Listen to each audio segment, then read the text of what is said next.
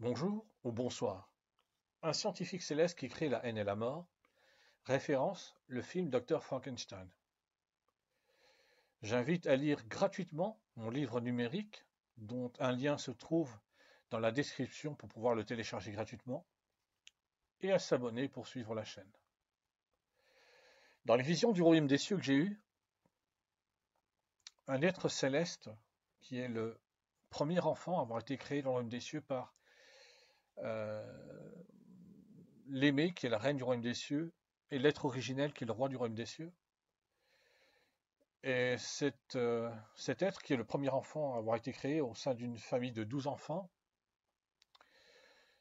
a fini avec le temps par devenir le créateur officiel du royaume des cieux. Ça veut dire que c'est lui qui était chargé de créer des êtres vivants, intelligents et spirituels. Parmi ses sœurs et frères, ses sœurs qui sont les princesses de la famille royale céleste et ses frères qui sont les princes de la famille royale céleste. Donc ses frères et sœurs sont comme lui, ils peuvent créer, mais il est le seul à avoir eu ce statut au moment où il a reçu ce statut pour toute l'éternité de créateur officiel du royaume des cieux, donc créateur d'êtres vivants, intelligents et spirituels. Pendant très longtemps, il s'appelait Concepteur le Créateur. Pendant très longtemps, Concepteur le Créateur a été heureux de vivre dans les valeurs que ses parents lui ont inculquées, les valeurs de l'amour spirituel, et donc heureux d'être le créateur officiel du royaume des cieux. Mais ça a fini par changer. Il a fini par être malheureux par ce qui a eu pour conséquence qu'il ne ressentait plus d'amour pour ses sœurs et frères, il ne ressentait plus d'amour pour sa mère et son père, et il ne ressentait plus aucun intérêt pour les valeurs de l'amour spirituel.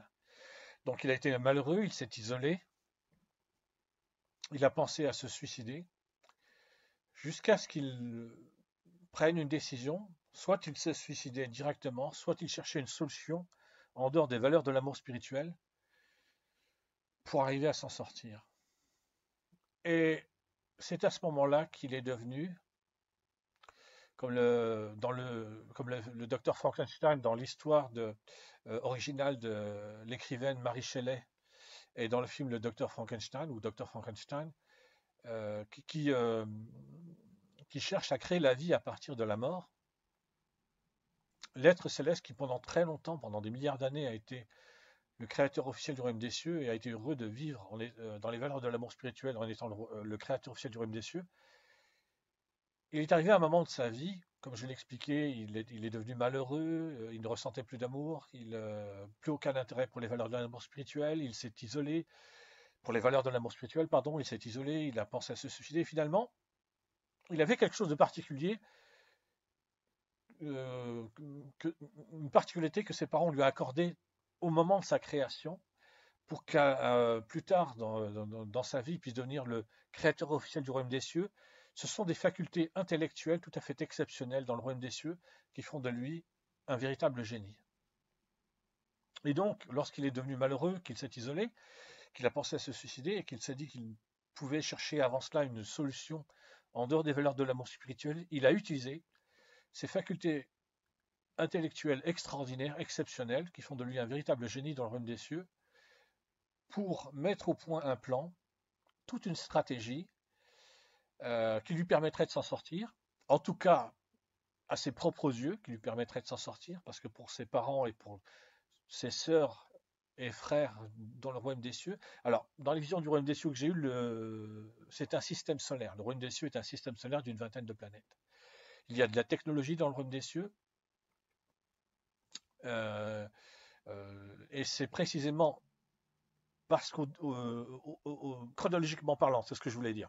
Chronologiquement parlant, c'est parce qu'il y a de la technologie dans le royaume des cieux, que le royaume des cieux est un système solaire d'une vingtaine de planètes, que plus tard, beaucoup, beaucoup plus tard, celui qui était concepteur, le créateur, qui va se transformer en cœur de haine, va devenir le créateur des êtres humains et qu'il va créer les êtres humains dans un système solaire. Les êtres humains vivent sur une planète qui dans la langue française s'appelle la planète Terre, mais qui fait partie d'un système solaire. Et les êtres humains ont de la technologie parce qu'à l'origine, dans le royaume des cieux, dans ce système solaire d'une vingtaine de planètes que le royaume des cieux, il y avait de la technologie. Alors, j'arrête avec tout ça et j'en arrive là où je voulais en arriver avec le titre de ce podcast audio, de cette vidéo. Un être céleste, un scientifique, c'est un être céleste aussi, un scientifique céleste qui crée la haine et la mort. Lorsque celui qui était concepteur, le créateur, malheureux, isolé, pensant à se suicider, a utilisé ses extraordinaires facultés intellectuelles qui faisaient de lui un véritable génie dans le royaume des cieux, il a eu l'idée de créer la haine et la mort. Pour les êtres humains, la mort et la haine, ce sont des évidences. Les êtres humains connaissent la haine et les êtres humains connaissent la mort. Mais dans le royaume des cieux, avant que celui qui était concepteur, le créateur, qui deviendra cœur de haine, ne crée la haine et la mort, rien de tout cela n'existait. La haine n'existait pas et la mort n'existait pas non plus. Pour atteindre son objectif, celui qui était concepteur, le créateur, s'est créé d'abord un nouveau corps et il a transféré sa personnalité dans son nouveau corps. Et pourquoi un nouveau corps? Parce que celui qui était concepteur, le créateur, au moment où il a été créé avec un corps qui lui permettrait de vivre éternellement heureux dans les valeurs de l'amour spirituel. Or, avec un tel corps, il peut perdre, comment est-ce que je pourrais expliquer ça simplement? Il peut diminuer dans l'amour qu'il a pour ses sœurs et frères, il peut diminuer dans l'amour qu'il a pour sa mère et son père, il peut avec le temps, progressivement, n'avoir plus aucun intérêt pour les valeurs de l'amour spirituel. Par contre, il ne peut pas ressentir de la haine. Littéralement, il ne peut pas, c'est-à-dire pour les êtres humains, pour eux, passer de l'amour à la haine, c'est très facile, mais dans le royaume des cieux, l'être céleste qui a été créé pour vivre éternellement dans les valeurs de l'amour spirituel, il ne peut pas. Donc la première chose que celui qui était concepteur, le créateur, a faite, c'est de se créer un nouveau corps dans lequel il a transféré sa personnalité afin de vivre selon de nouvelles valeurs, des valeurs qui n'ont rien à voir avec celles de son père et de sa mère, sa mère étant l'aimée, la reine du royaume des cieux, son père étant l'être originel, le premier être qui existait, le premier être qui n'a jamais eu de commencement. Et donc il s'est créé de nouvelles valeurs. Alors déjà, il voulait avoir des valeurs différentes, mais il ne s'est pas contenté simplement d'avoir des valeurs différentes. Il s'est créé des valeurs, pour lui-même, pour son nouveau corps, il a créé des valeurs radicalement opposées à ceux de ses parents. Alors pourquoi pas simplement différentes, mais radicalement opposées? Parce qu'il avait un objectif à atteindre. Il voulait déclarer une guerre dans le royaume des cieux, une guerre de valeurs. Ce n'est pas une guerre militaire comme les êtres humains. À un moment ou à un autre, il y aurait eu un affrontement physique, un affrontement militaire, je ne sais pas jusqu'à quel point, mais à un moment ou à un autre, il y aurait eu un affrontement militaire. Mais dans un premier temps, c'était une guerre de valeurs. C'était une déclaration de guerre de cœur de haine qui explique que les valeurs de la haine spirituelle, les valeurs de la haine sont supérieures aux valeurs de l'amour et qu'elles doivent remplacer les valeurs de l'amour. Et donc, lui, cœur de haine, doit devenir le nouveau roi du royaume des cieux, établir un nouveau royaume des cieux. Et donc, la première chose qu'il a faite, donc, c'est de se créer un nouveau corps dans lequel il a transféré sa personnalité pour pouvoir vivre éternellement dans les valeurs de la haine spirituelle et pour pouvoir mettre au point, enfin, comment est-ce que je peux dire ça, agir en accord avec le plan qu'il a mis au point, déclarer la guerre à ses parents et au gouvernement céleste, parce qu'il y a un gouvernement dans le royaume des cieux. Il y a un gouvernement interplanétaire sur la planète mère. La planète mère, c'est la première planète sur laquelle il y a eu des êtres vivants intelligents spirituels. Et il y a un gouvernement planétaire sur chaque planète, qui est comparable à une sorte de gouvernement local, sauf que même sur chaque planète, il y a d'autres types d'autorités officielles qui sont comparables à des formes de gouvernement local. Dans un pays comme la France, ça peut ressembler à une mairie, par exemple, ouais, une mairie, je vais m'arrêter là, je ne vais pas aller plus loin, je ne saurais pas exactement, je ne saurais pas mieux dire que ça, en fait. Donc, il s'est choisi un nouveau corps, il s'est choisi de nouvelles valeurs, il a décidé de déclarer la guerre, il s'est choisi un nouveau nom, celui qui s'appelait, au moment de sa création, son nom c'était Zark le Questionneur. Ses parents, sa mère l'aimait et son père l'être originel. D'ailleurs, au moment de sa création, le royaume des cieux n'existait pas encore. Au moment de sa création, il n'y avait que deux êtres vivants intelligents et spirituels qui habitaient sur la planète mère. Et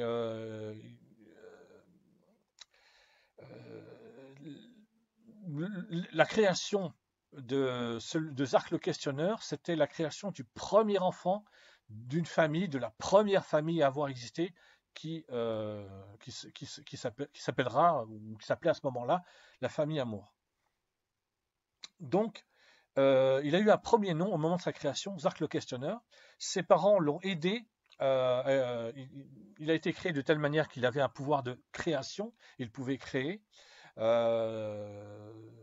Alors, il pouvait créer à double titre, c'est-à-dire il pouvait créer à la fois d'une manière grâce à la technologie, grâce à son intelligence et à la technologie et à des appareils et à des robots qui vont l'aider et ainsi de suite. Et aussi, il a littéralement un pouvoir de création de la même manière que de la façon dont dans les religions monothéistes on explique que Dieu crée. Voilà, il y a les deux en même temps. Et donc, celui qui a été Zark le Questionneur, avec l'aide de ses parents, il a créé ses 11 frères et sœurs, et enfant après enfant, un par un, ses parents lui ont permis de prendre, comment est-ce que je pourrais expliquer ça, d'avoir une part de plus en plus active, de plus en plus grande dans le travail de création de chaque nouvelle sœur, de chaque nouveau frère, jusqu'à ce qu'il y ait 12 enfants en tout. Et donc, lorsqu'il est arrivé au 12e enfant, il a pu créer seul le 12e enfant, parce qu'il a été formé par ses parents pour ça, pour devenir, dans un premier temps, le créateur officiel de la famille Amour. Et lorsqu'il y aurait sur la planète mère, dans un premier temps, suffisamment d'êtres vivants intelligents spirituels, et dans un deuxième temps, sur une autre planète, et ensuite planète après planète, sur d'autres planètes, d'autres êtres vivants intelligents et spirituels qui seraient créés. Donc, une fois que Zark le Questionneur aurait pour mission, parce que c'est ses parents qui décident de tout ça, c'est pas lui-même, ses parents lui donneront pour mission de créer des êtres vivants intelligents et spirituels sur une autre planète, et au fur et à mesure sur d'autres planètes au pluriel. Il recevra le titre officiel il recevra le titre de créateur officiel du royaume des cieux, pardon, j'y arrive, et il changera de nom. C'est à ce moment-là, au moment où il deviendra le créateur officiel du royaume des cieux, que son nom changera. Il ne s'appellera plus Zark le Questionneur, mais Concepteur le Créateur. Et finalement, quand il sera malheureux, isolé, pensera se suicider, cherchera à s'en sortir, pour ne pas en arriver à se suicider, cherchera à s'en sortir sans les valeurs de l'amour spirituel, se créera un nouveau corps, de nouvelles valeurs, et décidera de déclarer la guerre dans le royaume des cieux. Une guerre de valeurs, je répète, c'est une guerre de valeurs, c'est une sorte de guerre, on pourrait dire idéologique, mais en fait non, pas vraiment. Parce qu'une idéologie a toujours un côté négatif, c'est qu'elle elle ne permet pas à... Allez, peu importe, je ne vais pas me prendre la tête avec ça. Pardon. C'est une guerre de valeurs ou guerre idéologique, avant d'être une guerre militaire comme les êtres humains connaissent la guerre militaire. Et donc, il va changer de nom, il va se choisir un nouveau nom, et comme les valeurs qu'il s'est créées pour lui-même, les nouvelles valeurs qu'il s'est créées pour être heureux de vivre pendant toute l'éternité dans ces valeurs, ce sont les valeurs de la haine spirituelle, il va se choisir comme nom Cœur de haine. Bon sang, j'ai galéré pour en arriver jusque-là, désolé. Et donc, c'est l'être céleste devenu Cœur de haine, avec un nouveau corps, de nouvelles valeurs spirituelles, qui va créer les êtres humains. Et les êtres humains sont comparables à la créature du docteur Frankenstein. Donc là, j'en reviens à la référence que j'ai choisi, le film Docteur Frankenstein, où dans le livre Frankenstein de l'écrivaine Mary Shelley, alors c'est la créature. On a facilement tendance, peut-être moins avec le temps maintenant, avec les films qui sont sortis peut-être, mais on peut facilement confondre le nom Frankenstein avec la créature. Non, c'est le médecin, le docteur, le scientifique qui s'appelle Frankenstein. Et la raison pour laquelle on confond, c'est parce que la créature n'a pas de nom. Elle n'a aucun nom. le docteur Frankenstein qui a créé cette créature ne lui a pas donné de nom, et la créature elle-même ne s'est pas donné de nom, et personne ne lui a donné de nom. Donc c'est pour ça qu'on peut facilement se tromper et croire que Frankenstein désigne la créature et non pas du tout. Frankenstein, c'est le nom du scientifique, le docteur Frankenstein, qui va donner vie à cette créature particulière. Alors le point commun, et je terminerai là-dessus, entre les êtres humains et la créature du docteur Frankenstein, cette créature du docteur Frankenstein, elle est créée à partir de morceaux de cadavres qui vont être assemblés et ça va donner un être vivant qui sera en même temps vivant parce que effectivement il sera vivant, il pourra avoir des relations avec le docteur Frankenstein qu'il aura créé, mais en même temps mort puisqu'il est fait de morceaux de cadavres. Eh bien les êtres humains sont comparables à la créature du docteur Frankenstein parce que ils sont vivants. Les êtres humains sont effectivement des êtres vivants, mais en même temps ils sont morts. En numéro un déjà parce qu'ils sont spirituellement morts. Les êtres vivants, Ève et Adam, ont spécifiquement été créés pour être chassés du jardin d'Éden, pas du tout pour y vivre, mais pour être chassés du jardin d'Éden, et pour vivre éternellement sur la terre dans les valeurs de la haine spirituelle. Alors dans le royaume des cieux, il y a le conseil de la famille royale céleste. Le conseil de la famille royale céleste est composé des 14 membres de la famille royale, la mère, l'aimée qui est la reine du royaume des cieux, le père, l'être originel qui est le roi du royaume des cieux, et les 12 enfants, c'est-à-dire les 12 princesses et princes, qui sont les enfants de la famille royale céleste. Et le conseil de la famille royale céleste, lorsque Cœur-de-Haine a déclaré officiellement la guerre, alors j'ai expliqué qu'il y a de la technologie dans le royaume des cieux, et donc, alors il y a des centaines de millions au minimum, probablement des milliards, possiblement des dizaines de milliards d'êtres vivants, intelligents et spirituels dans ce système solaire d'une vingtaine de planètes que le royaume des cieux. Et donc, pour que tous les êtres vivants, intelligents et spirituels, on pourrait les qualifier d'extraterrestres, pour tous les extraterrestres qui vivent dans ces systèmes solaires d'une vingtaine de planètes que le royaume des cieux puissent communiquer les uns avec les autres et avoir des nouvelles les uns des autres, et surtout pour que tous puissent avoir des nouvelles de la famille royale céleste, il y a ce que j'ai vu dans les visions du royaume des cieux que j'avais, la réavision. Alors réavision, c'est exactement comme télévision. Normalement, télévision, c'est voir de loin. C'est le mot vision, voir, et télé, loin, je crois. Et ça forme, je crois que ça vient d'un mot grec. Je suis pas sûr. Je suis pas sûr. Je crois que ça vient d'un mot grec, et donc ça veut dire voir de loin. Réavision, c'est le même principe que la télévision, avec une différence. C'est que réa, c'est pour réalité. Et donc réavision, l'être céleste qui utilise la réavision, quand il, entre guillemets, regarde un programme de la réavision, ou est connecté à la réavision, et qu'il, par exemple, il va écouter le discours de Cœur-de-Haine qui va déclarer la guerre officiellement dans le royaume des cieux, c'est exactement comme s'il se trouvait dans la même pièce que Cœur-de-Haine. Tout ce qu'il voit et entend, il le voit et il l'entend exactement comme s'il se trouvait juste tout dans la même, déjà comme s'il se trouvait dans la même pièce que Cœur-de-Haine, et en plus comme s'il était tout près de lui, peut-être genre à 1 mètre, 2 mètres, 3 mètres, pas plus quoi. Donc la réavision permet, c'est une technologie dans le royaume des cieux qui permet de transmettre des informations à tous les êtres célestes vivant dans le royaume des cieux. Alors pourquoi j'ai parlé de la réavision? Pourquoi c'est si important que ça? La réavision, les êtres humains. Oui, j'ai dit que Cœur-de-Haine a créé Ève et Adam, non pas pour qu'ils vivent éternellement dans le jardin d'Éden, mais pour qu'ils soient chassés du jardin d'Éden et vivent éternellement avec leurs descendants. Donc génération après génération, tous les êtres humains vivent éternellement dans les valeurs de la haine spirituelle.